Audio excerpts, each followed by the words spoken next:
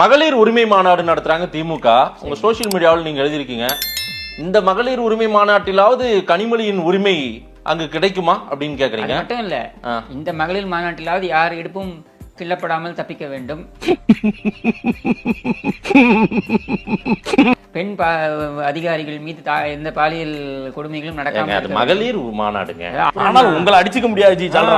என்ன அடி சிங்கிறீங்களே. கடந்த முறை மகளிர் மாநாட்டில் தான் நடந்தது.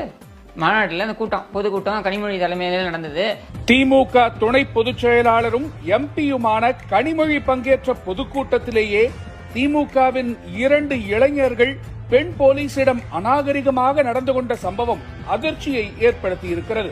அது விசில் அடிச்சான் குஞ்சி, ஒண்ணும் செய்ய முடியாது. தற்குறின்னு சொல்றாங்கல்ல, தற்குறி தற்குறி தற்குறி. அவர் விசில், அவர் என்ன எந்த கொம்பனா வந்தாலும் திமுகவை அழிக்க முடியாது. சூரியன் எல்லாரும் எரிச்சு தள்ளிடும். அதனால விசில் அடிச்சான் குஞ்சம் எல்லாம் பொச்சுக்கி தள்ளிடும். சூரியன் வந்து எரிச்சிரும், விசில் எல்லாம் எரிச்சிரும்.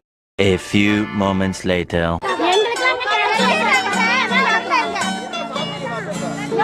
சாப்பிடவே இல்லையே, இன்னும் சாப்பிடவே இல்ல. சாப்பாடுக்கு அலையிறோம், வேலை நிக்கிற பக்கத்துல தான் அலைஞ்சுக்கிட்டு இருக்கிறோம்.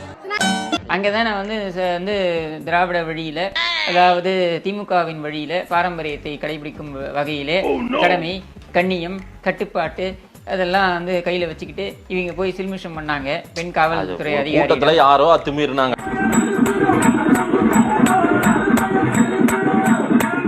யாரோ இல்ல, திமுக ஆளுங்க தான். யாரோ என்ன, யாரோ மகளிர் மாநாடு. அங்க மகளிர் தான் கிரீஸ்ல இருந்து கர்நாடகால இருந்து வந்தாங்கன்னா யாரோ என்ன, யாரோ திமுக கும்பல் அவங்களுடைய கழக வழக்கப்படி அங்க அந்த அவங்க வேலையை காட்டினாங்க அந்த போலீஸ் அதிகாரி.